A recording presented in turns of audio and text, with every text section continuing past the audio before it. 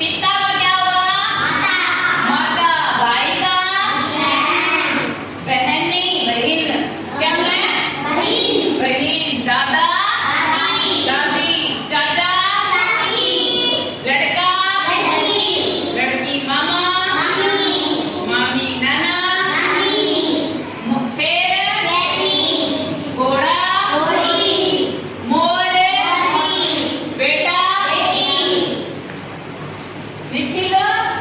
Stand up. पिता का क्या हुआ? भाई का?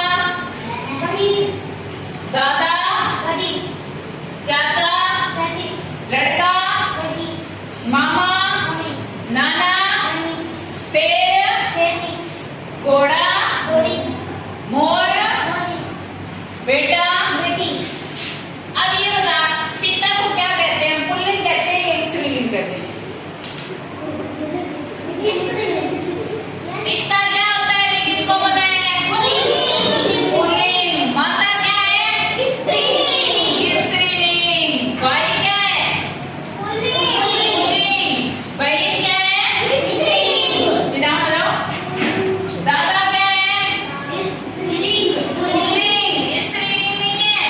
जिसमें ई की मात्रा लगती है वो क्या होता है? स्त्रीलिंग। ठीक है। दादी क्या है? चाचा क्या है? चाची? लड़का? लड़की? Very good. मामा? मामी? नाना?